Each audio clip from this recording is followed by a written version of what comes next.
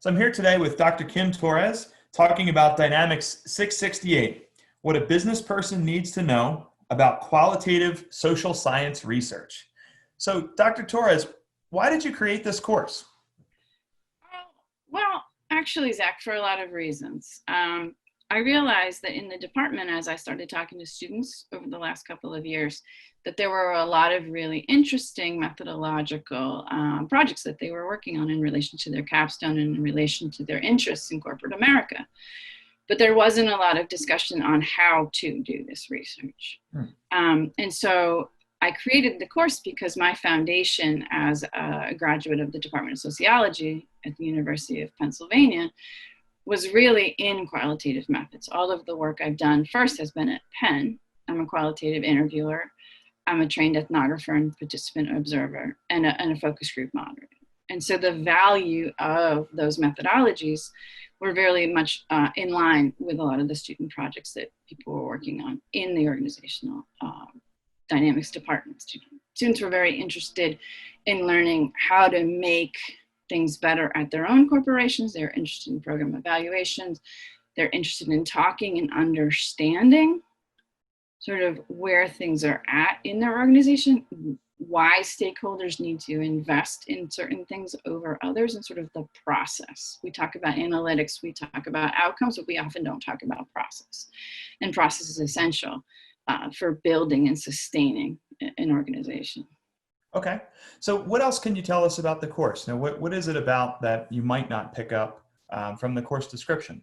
Sure, so the course description, it focuses on business folks, essentially. I'm a sociologist, and so I have learned it from an academic perspective. I've trained with sociologists, I've trained with demographers, economists, and various folks in the academic setting. But it's a very applied methodology. Qualitative research is always applied. We're the instrument. We go out there, we do the interviews, we do the surveys, and we talk to people about what's going on in their organizations. And it's in vivo, essentially. We're in there live, whether I'm talking to you one-on-one or whether I'm sitting with you behind a cubicle, essentially. And so I want people to know that it applies to every project. Methodology is key to building a strong capstone and to answering a lot of the questions that people have about how to do research in corporate America, how to do things in the nonprofit sector, right? And sort of how to build on quality programs that are already out there as well. And from a practical standpoint, for capstone students, it's great because we talk about building the lit review. We talk about formulating research questions. We pick a methodology that suits your project, right, in real time, right? Oftentimes we tend to pick methods just because they sound good, right? I'm gonna do a program evaluation or I'm gonna do an interview guide, right? Because I wanna talk to people. But really there's art and science behind all of that, right? And we have to look at bias and objectivity and sort of reflexivity to build a strong project that's gonna have measurable outcomes, right? And for you, it's a professional credential. But in reality, you get a lot of your capstone done in the project, in the class. So it's helpful in that respect. So how will the students learn in the class? Yeah, so it's, I'm not a big lecturer. A lot of my questions, my courses are discussion based. I come with a PowerPoint. I will teach you sort of how to do interviews. I will talk to you about ethics. I will teach you how to create sort of a project that is ethically and sort of morally sound at the same time that it's, effective for your organization and for the questions that you're asking. We will do human subjects review and we will pass that through as part of your project so that you have approval from the university to talk to people, essentially, and to do it in a morally and sort of ethical way.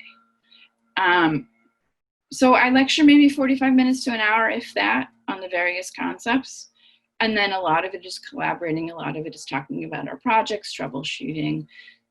We talk about interviews. We talk about data recruitment. We talk about how to analyze the data. It's really important because, for people doing surveys, they have numerical data. For people doing interviews, they have text, right?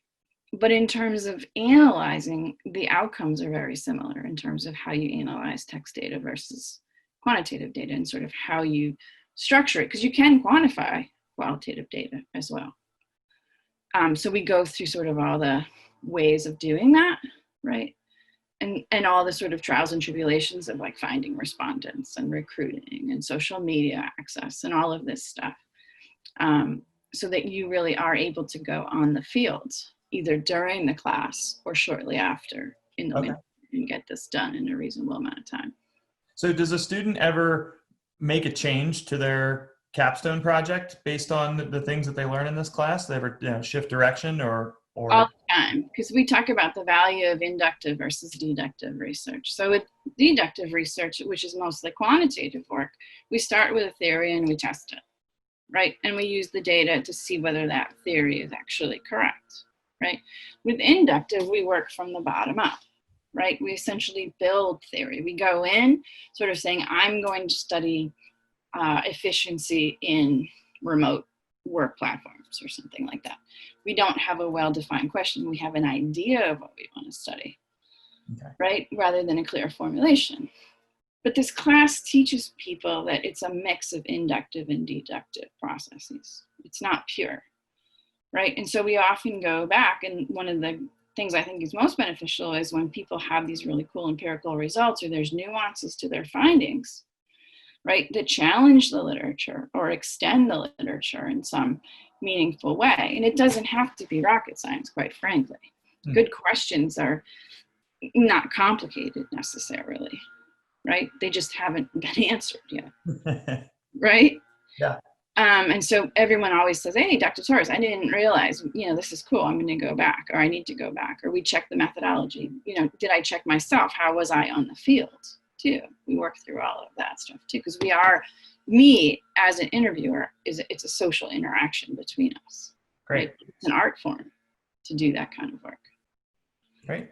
Well, thank you for sharing. It sounds like a lot of real world applications for folks looking to do research and looking, whether it be a capstone or in their professional lives, a lot of great tools and methods that we talk about. So yeah, and we have a lot of fun too. So there's plenty of like working together and collaboration. People make friends, right?